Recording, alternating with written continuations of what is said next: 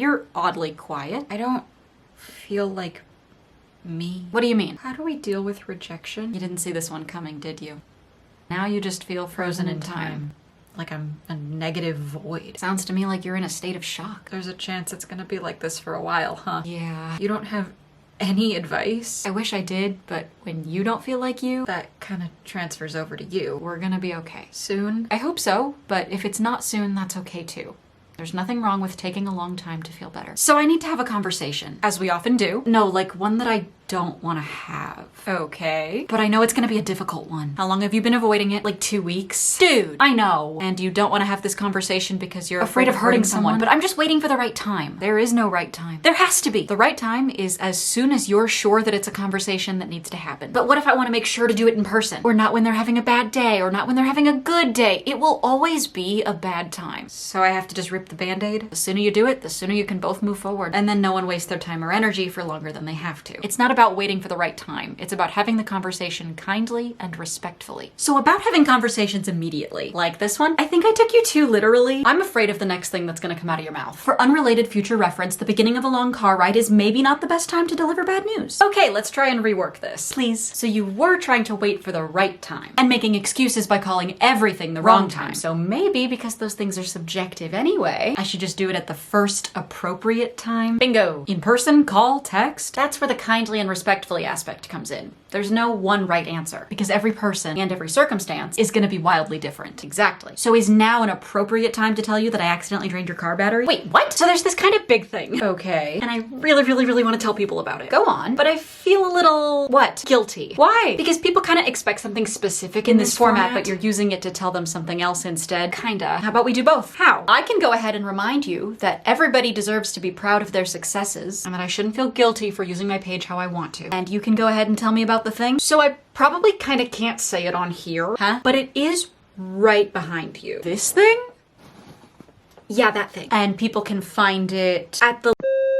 I noticed something bad. Yes. No, like medical negligence bad. Oh, what are you gonna do? I don't know. I think you should file a claim. Maybe I'm overreacting. Hey, you need to advocate for yourself. I mean, I'm done seeing that doctor. I should just let it go. You need to advocate for yourself, both for you and so that the people who can't will get better treatment. Do you really think it's gonna make a difference? You have the privilege to speak up, and that will affect how this doctor treats other people. Okay? Okay. And even though it's scary to speak up, I deserve proper care. And so does everyone else. I have to choose my words very carefully. I mean, sure, but why? Because I need people to understand exactly what I said and exactly why you said it so that they get the exact meaning from my words that I intended. My brother in Christ, you know that is not possible. First of all. Second of all, not with that attitude. Okay, fair to the first point. Thank you. But everyone you come in contact with isn't a mind reader. What, next you're gonna tell me not everyone's brain works exactly like mine? Ugh. How did you interpret that look that not everyone's brain? Misinterpretation. I meant that we're gonna have to keep talking about this. That's worse. So you haven't been in a relationship for over 3 years. Thank you for the kind reminder. How do you do it? Well, I think the unfortunate point here is that I don't. No, like how are you not cripplingly lonely? Yeah, that. Think about all of the roles that you expect a partner to fill in your life. Can you find other people to satisfy those expectations? That's a lot to ask of one person. Keep that in mind when you do date someone. Noted. Who said it has to be all those things and one person? So I can go to like one friend for comfort and another for hiking. What about the things that I'm not comfortable asking my friends to do? You can either be a hoe or go shopping. So we gotta move out of mom and dad's house. Yeah, that would be nice. But you're scared of living in a new city on my own. Yeah, but you've done that before. I know, it's just been a while and I don't like change. What about a test run? What do you mean? Rent an Airbnb or sublet somewhere for like 2 weeks to a month.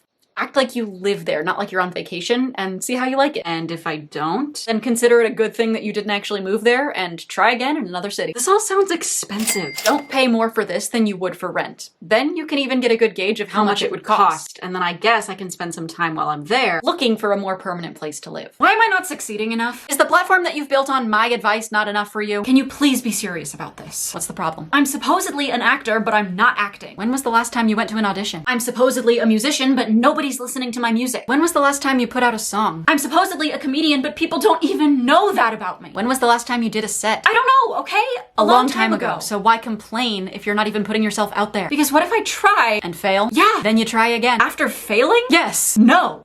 I don't even know how to get started. Can you consider looking into it the first step of getting started? I don't know. If you don't start somewhere, you can't start at all. Well, then maybe I won't start at all. Then I guess you should start thinking of yourself as a former actor, musician, and comedian. Ugh. So I have an issue. What's up? It's about my comment section. That's not very relatable. I think it could be. Hear me out. Okay. Go. People keep like assigning identities to me, like being polyamorous or non-binary. What's wrong with those things? Nothing. It's just that they're not me, and it makes me uncomfortable because assumptions are being made about you by people who don't even know me. Well, it wouldn't even be appropriate from people who do know you, huh? No matter how well you know a person, I should trust that they know their own identity and that whatever they have or haven't made public is for a reason. Sometimes that reason is for their safety. Sometimes it's because it's just not true. And like, you're embarrassingly open on the internet. I wouldn't say I would. I know that I'm mentally ill, but this isn't fair. Specifics, please. Why is it that the passion for doing what I love just isn't there anymore? Yeah, I had to take a break from a lot of stuff because of the whole pandemic outside, and now you can't seem to feel excited about those things. I can barely even get myself to do those things anymore. Can you try lowering the stakes a little?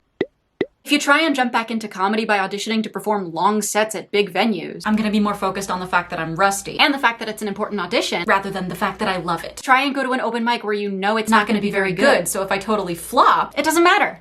Reigniting passion has to start with a spark, not the whole fire. Okay, so ooh, cute shirt. Where's it from? Thanks, it's from Shein. Do you realize how awful companies like Shein are? Where'd you get your shirt? Forever 21. They're no better. Okay, but how often do you buy new clothes? When I need something new. How much do you wear the clothes that you already have before you get rid of them? Until they're torn, worn out, or don't fit? Here's the thing. Fast fashion is bad. I'm not gonna pretend that it's not. Exactly. Do you have the money to really shop ethically? Only for really occasional staple pieces like black jeans. Why don't you try and refocus your energy so rather than mentally blacklisting stores, I work harder to limit my consumption overall and only buy pieces that you really love and fit you well. What the fuck are we supposed to do? I know, when it's just one after another, after another, after another. How are we supposed to be okay and tell people they'll be okay? We're not. So what do? Just give up? No. We accept that we're all going through collective trauma right now. And then what? We take care of our community. But I can't even take care of myself. We're stronger in numbers, okay? Check in on your friends and remind them that you love them. Is it okay to turn off my phone for a couple hours? Of course it is.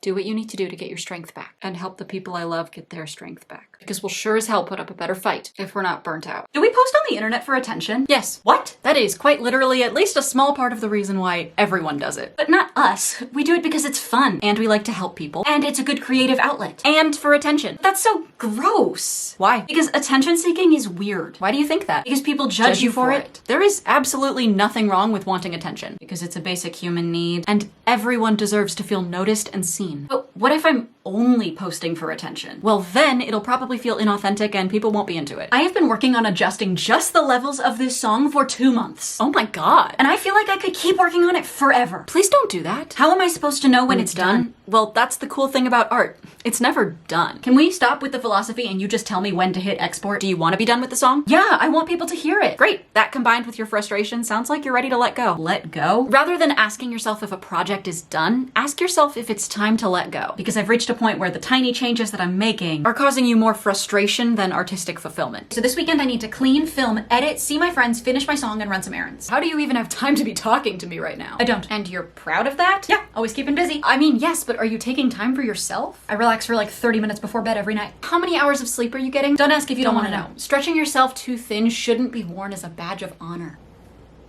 I know there's a lot of things that you're excited about, and I want to do all of them, but there's only so much of you to go around. So instead of feeling proud of being overwhelmed, take it as a signal to step back. If I can't hear it, it's not true. All my friends are hanging out without me. What? What are they doing? They're having game night, and I wasn't invited. The regular game night that y'all have every week? Yeah. In the same place? Yeah. At the same time? Yes. And you firmly believe that you weren't invited. They even talked about it in front of me. Did you ask if you could come? No, they just didn't invite me. So it sounds like you were invited. I was not. Just not explicitly. Like with swear words? Some people view things as open invitations, but I need to be told that I'm welcome. Have you told them that? No. So you didn't explicitly tell your friends that you need to explicitly be told things. I get the sense that I messed this up a little. I hate having feelings. Can't get over them? Nope.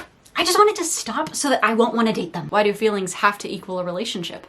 Can you separate romantic feelings from expectations? So you mean my feelings don't have to have an end goal? You could just have them and exist with them, and that's fine. So having feelings for someone who it just won't work with isn't a bad thing. The harm comes when I place expectations on them that they can't or don't want to fulfill. And you might find it easier to get over them when you're not always thinking about getting over them. Everyone keeps asking me to do things for them. You didn't say no to a single one, did you? No, I did not. I am extremely stressed. Why did you say yes to everyone? Because they asked me to. You're allowed to say no to people. Is that your reaction to even thinking about saying no? Yes. Why? Because I don't want to let people down. You think you're gonna let people down just by saying no? Because they need me. What happens when you take on too much and now you've let people down? Because I agreed to do it and you physically can't. I will simply sacrifice my own well-being to ensure that doesn't happen. Hey, can you do me a favor and say no to doing people favors? Hey, you're dressed different. Yeah. You're also quiet. Yeah. You want to talk about it? Honestly, no. Understood? Thanks. Hey, yeah? Just remember, you're a human being. Yeah. And you deserve to be treated with respect. Maybe I should just do whatever makes you comfortable. But other people doing shitty things is not your fault. It's not? It's not your fault somebody else decided to be terrible.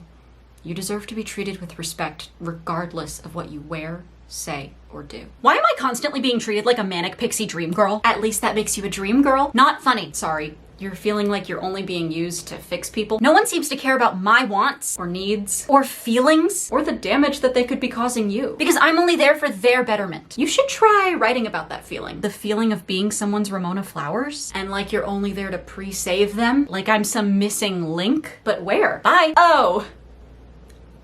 I am so good to people and they just don't get it. I'm gonna take a wild guess and say there's more to this that you might not be seeing. I am so loving and supporting and caring, and sometimes people seem a little turned off by it. Yes! Do you perhaps pressure them to have deep conversations because I know they need help and they just won't ask for it? I understand that you want what's best for the people that you love, but pressuring them to open up to me might force them to talk about things before they're ready and lead to resentment down the road. You gotta love the people you love as they are, not for who they could be. How long am I gonna hold this goddamn grudge? How strong are your arms? I just feel like I can't get over it. And it's consuming your life. And I just can't forgive them. You don't have to. If I don't, then I won't be able to move on. Why do you say that? Because now I'm just gonna be mad forever. You know, you can move on with your life. You don't have to forgive. But that's what you're supposed to do. Sometimes people do things that you can't forgive. And I don't want them in my life anymore. But you don't have to hold on to that anger. I can just let them and it go. Feel better? No.